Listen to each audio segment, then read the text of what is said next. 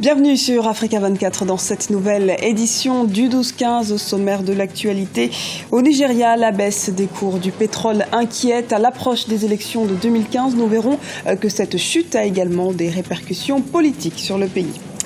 Et puis focus sur un recyclage original au Cameroun. Un jeune artisan d'Obala a décidé de jouer la carte environnementale tout en proposant des produits de qualité grâce à ses sandales sur mesure.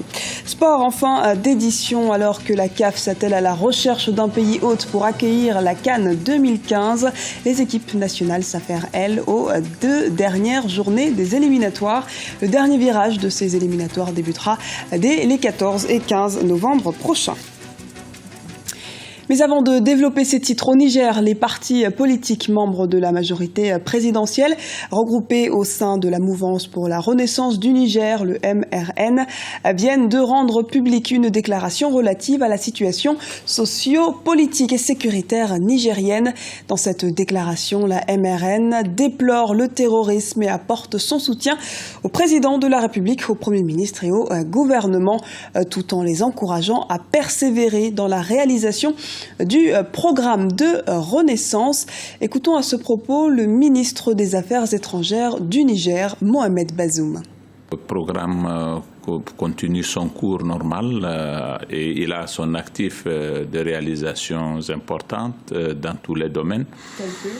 Le domaine de la sécurité, c'était la première promesse du président de la République lors de sa campagne d'assurer la sécurité du pays. Nous sommes aujourd'hui entourés par 3 grands foyers d'instabilité, à savoir le Nigeria, avec ce qui se passe dans la partie nord-est de ce pays, Boko Haram, la Libye qui est un État néant et le Mali qui connaît la situation que tout le monde a suivi ces dernières années. Mais en dépit de cela, grâce à Dieu, nous sommes debout et nous avons même renforcé le sentiment de sécurité chez nos citoyens.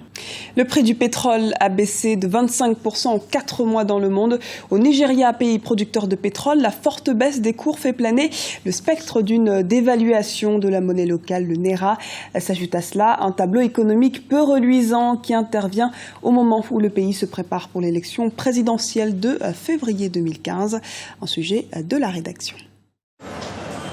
Le Nigeria connaît depuis 2 mois une chute des cours du pétrole, une situation qui fragilise la valeur de sa monnaie sur le marché boursier. En effet, le pétrole brut représente 95% du taux de change et cette baisse met à mal la première économie d'Afrique. Conséquence, le dollar et les autres devises sont privilégiés par les investisseurs étrangers. Le dollar se renforce parce que le prix du pétrole est en baisse et elle est notre principale source de revenus. Le pétrole a chuté de près de 30%.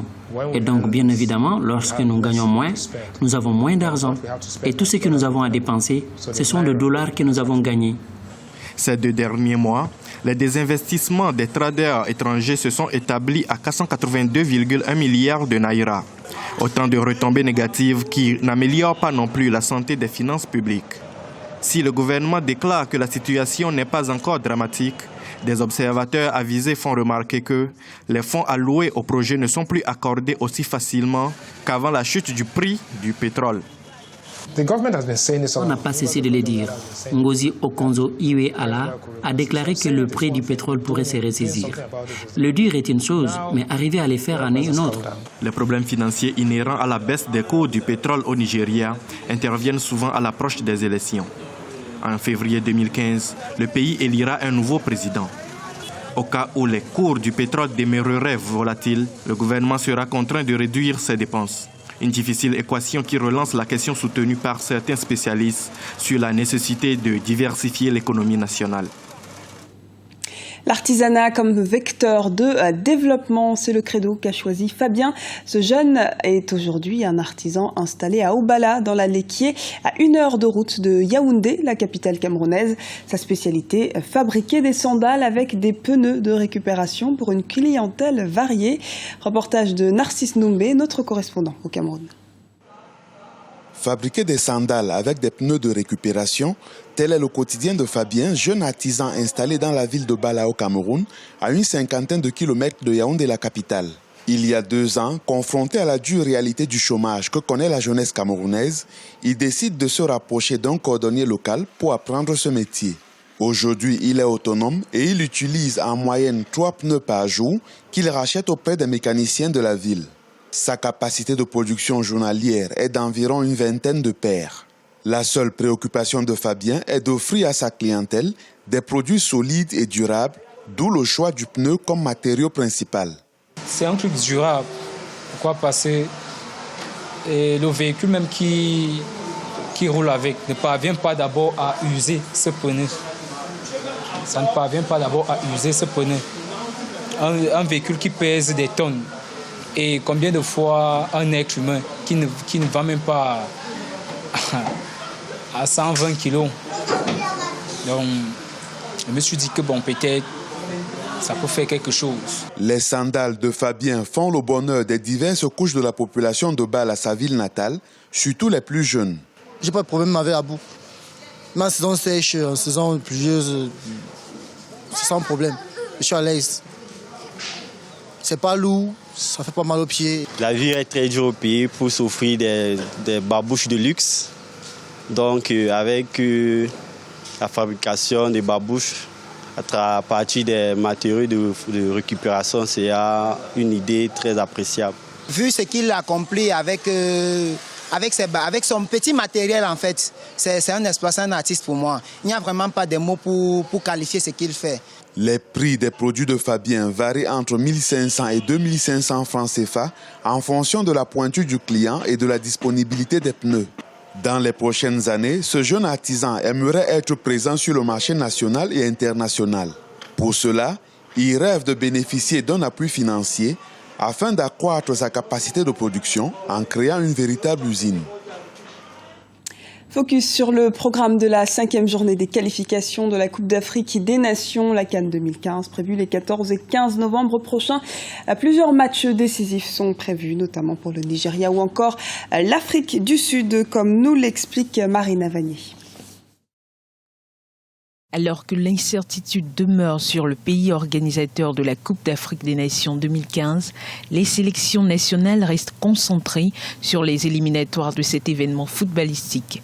Objectif, une qualification à tout prix. 12 matchs sont prévus pour cette 5e journée des éliminatoires. Ce samedi, dans le groupe A, des ténors comme le Nigeria affronteront leur match dos au mur. En effet, les Super Eagles n'auront plus d'excuses face au Congo, malgré une victoire contre le Soudan 3-1 ce 15 octobre 2014. Le Soudan qui occupe désormais la dernière place de la poule. Ce sont 2 matchs décisifs, parce que le Nigeria déjà se retrouve dans une situation, je dirais, difficile compte tenu de son départ manqué. Et cette équipe doit tout faire pour gagner ce match-là, pour rester dans la compétition. Ce serait vraiment dommage que le Nigeria ne participe pas à cette CAN 2015, même si on a des difficultés à trouver des endroits de repli. L'Afrique du Sud et le Congo occupent les premières places de cette poule A avec respectivement 8 et 7 points. Malgré un match nul 0-0 entre ces deux équipes, les Bafana d'Afrique du Sud conservent un potentiel imposant. Par contre, dans le deuxième match, ça va être aussi un match décisif parce que l'Afrique du Sud est bien positionnée. Donc, elle aussi, elle a des arguments, des atouts pour jouer cette rencontre et rester en tête donc de son groupe et éventuellement aller à cette CAN. Le Maroc a été disqualifié ce mardi 11 novembre après son refus d'organisation de la CAN. Programmée entre le 17 janvier et le 8 février 2015, la Confédération africaine de football a assuré que la compétition aura bel et bien lieu. Le nouveau pays d'accueil sera connu dans les prochains jours. Ce journal a été réalisé par l'ensemble de la rédaction. Merci pour votre fidélité. Dans un instant, une nouvelle édition du 12-15 sur Africa 24.